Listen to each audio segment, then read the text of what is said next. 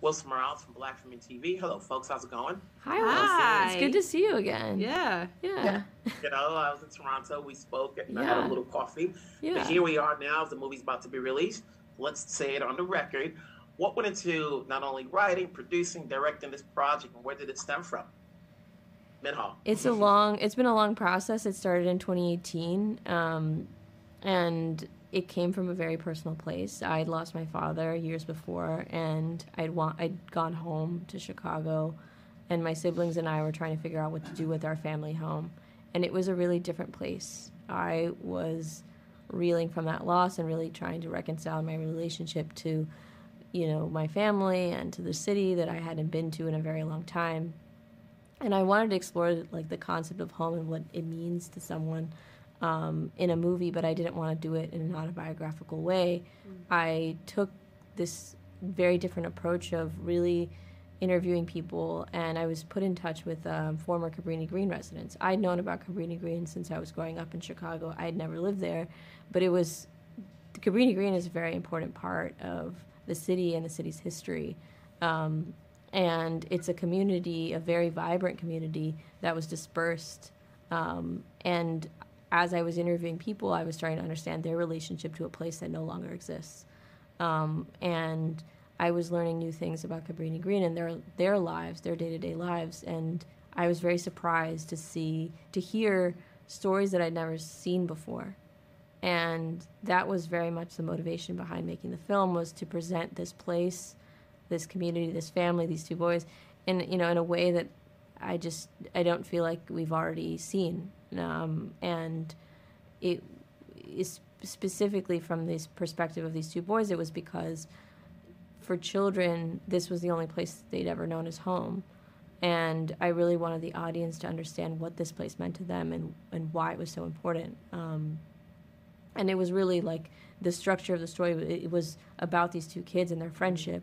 And that was something that was just universal. That's something that everybody can relate to and resonates, with everyone.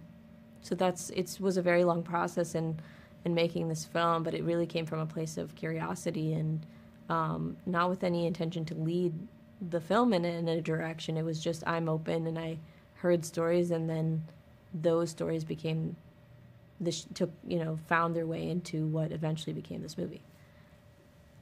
For you, Jurnee, obviously you've done different types of projects. What led you to say yes, and how much research did you do, not only as somebody who's teaching school, but also from that period of time? Yeah,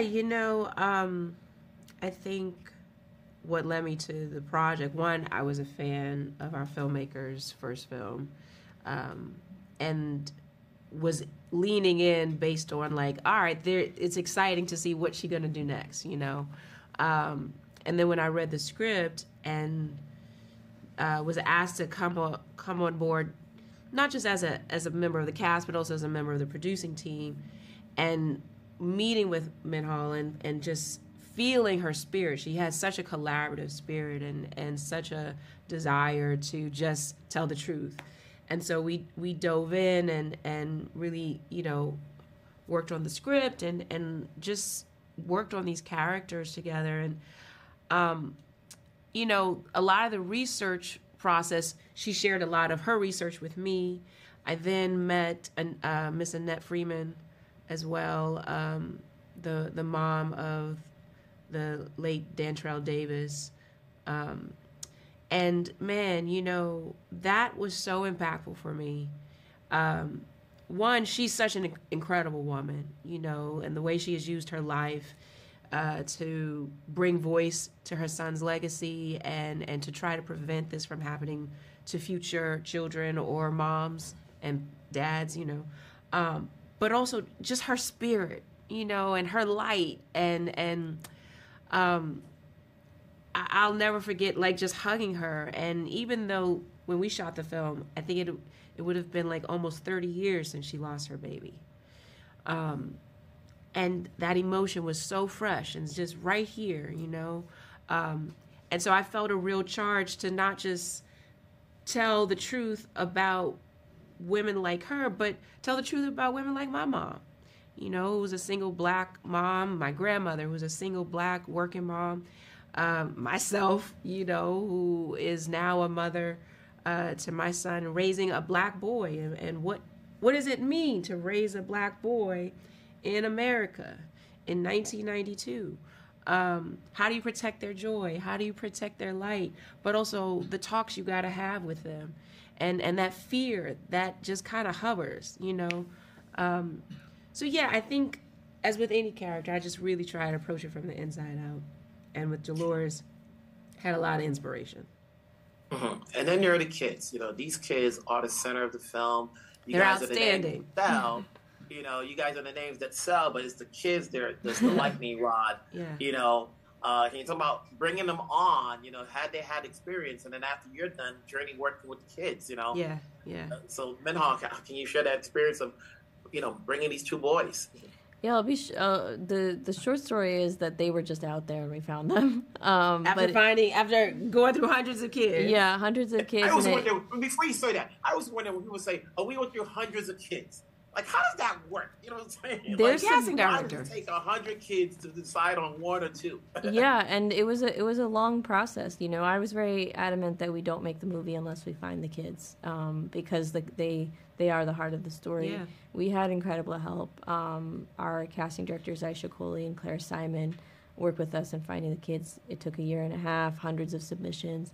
But, you know, it's as the writer and the director, it's just something when I saw, you know, Blake's tape for the first time, I just knew it was him.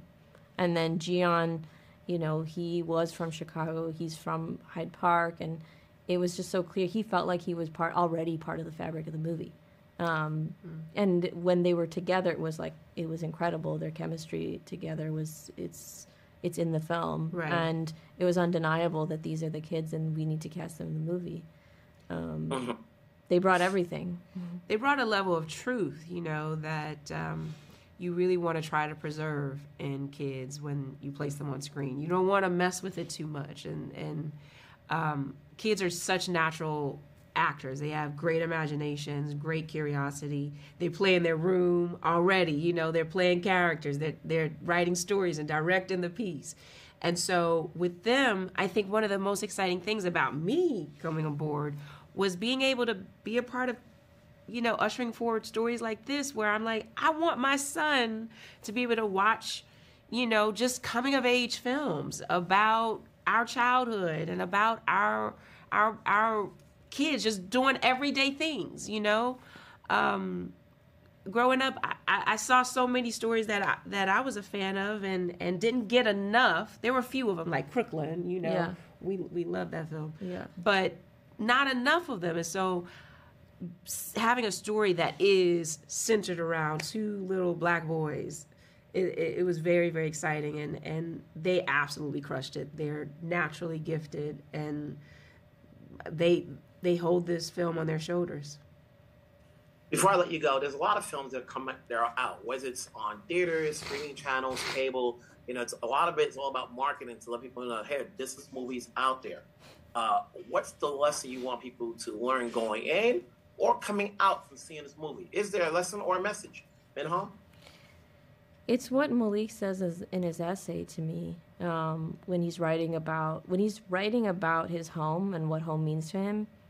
Home, he starts talking about Eric, and it's so clear that home for him it's not a geographical location. It's a person. It's the people, and it's what my takeaway was. You know, why this film was so transformative for me was by the end of it, it's like this. What I learned was that a place is the people. Yeah. It's who you surround with. It's the people you come home to. Yeah. Yeah. And I love the moment where he's talking about where they're shouting, I exist, we exist, you know, and how important it is to be able to take up space, you know, and wherever that space is, you know, being able to honor that you are valued, you are important, you're seen, and fly. Don't be afraid to fly. Don't be afraid to dream. You know, I love the element of magical realism in this piece because it's true. It's like, you know, you're only able to achieve what you can dream. Well said. Congratulations on the film. Let's Thank hope you. it keeps flying. Let's hope it flies. And we'll talk down the road. Take care. Thank Thanks, you for the Wilson. support. Yeah.